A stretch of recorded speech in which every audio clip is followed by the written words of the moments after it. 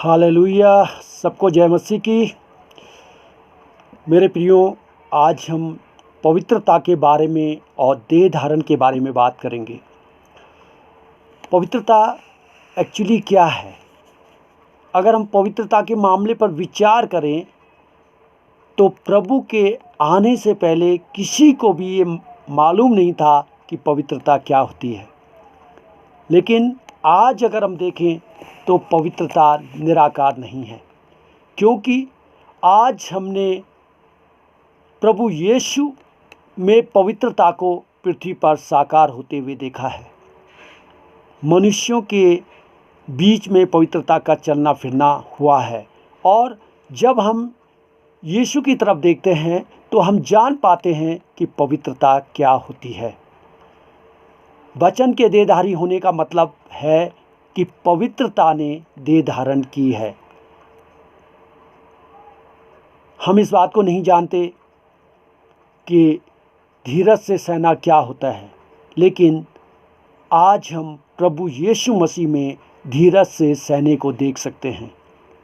हम सब जानते हैं कि परमेश्वर प्रेम है, लेकिन हम नहीं जानते कि ये प्रेम कैसा है। आज जब हम इस प्रेम की बात करते हैं तो आज हम नासरत के यीशु में इस प्रेम को हम देख सकते हैं। हम ऐसा सोच सकते हैं कि एक आत्मिक व्यक्ति मुस्कुराता है या रोता नहीं है, या वो हर तरह की भावुकता से मुक्त होता है। लेकिन जब हम नासरत के यीशु को देखते हैं तो हम आत्मिक होने के अर्थ को जान लेते हैं। हालेलुया। मेरे प्रियो, अगर हमारे पास सिर्फ परमेश्वर की पवित्रता होती तो हम कभी भी पवित्रता को नहीं समझ पाते और उसे नहीं जान पाते। लेकिन हम अब पवित्रता को जान सकते हैं, क्योंकि हमारे पास अब प्रभु यीशु की पवित्रता है। हालेलुया। अगर हमारे पास सिर्फ परमेश्वर का प्रेम होता तो हम प्रेम को नहीं जान पाते, लेकिन अब हम समझ सकते हैं कि प्रेम क्या है, क्योंकि अब हमारे पास प्रभु यीशु मसीह का प्रेम है। अगर हमारे पास सिर्फ धीरज से सहने वाला परमेश्वर होता तो हमें ये कभी भी पता न चल पाता कि धीरज से सहना क्या होता है। लेकिन आज जब हम यीशु की ओर देखते हैं, जब हम यीशु को देखते हैं तो हम ये समझ सकते हैं कि धीरज से सहना क्या होता है।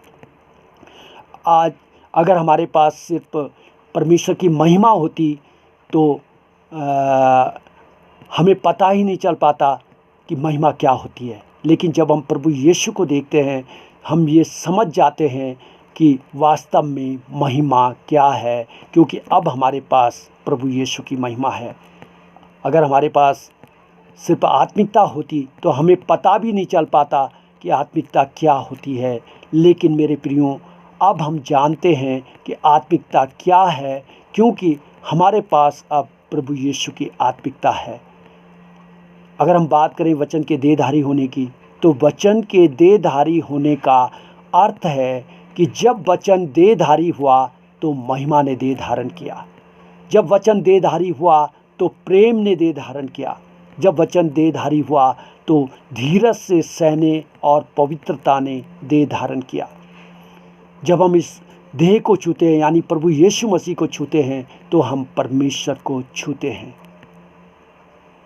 मेरे प्रियो, प्रभु यीशु का जो प्रेम है वो परमेश्वर का प्रेम है, और प्रभु यीशु की जो महिमा है वो परमेश्वर की महिमा है। हालेलुया।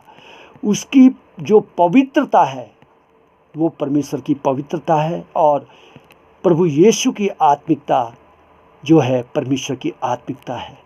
लेकिन अगर हमारे पास सिर्फ परमेश्वर होता तो हम इन बातों को कभी भी समझ नहीं पाते, कभी भी जान नहीं पाते। लेकिन ये हमारा सौभाग्य है कि हमने जब प्रभु यीशु को देख लिया है, जब उसे जान लिया है, तो हम इन बातों को समझ सकते हैं। प्रभु इन सारी बातों के द्वारा आपको आशीष दे। आमीन। मेरे प्रियो, मेरे इस चैनल को आप लाइक करें, शेयर करें और इसे सब्सक्राइब ज़रूर करें। नीचे सब्सक्राइब का बटन दिया गया है, आप उसे दबाएं, बेल आइकॉन को भी दबाएं, ताकि आने वाली वीडियोस के जो नोटिफिकेशन है वो आपको बराबर मिलते रहें। शिव प्रभु सारी बातों में आपको आशीष दे। आमीन।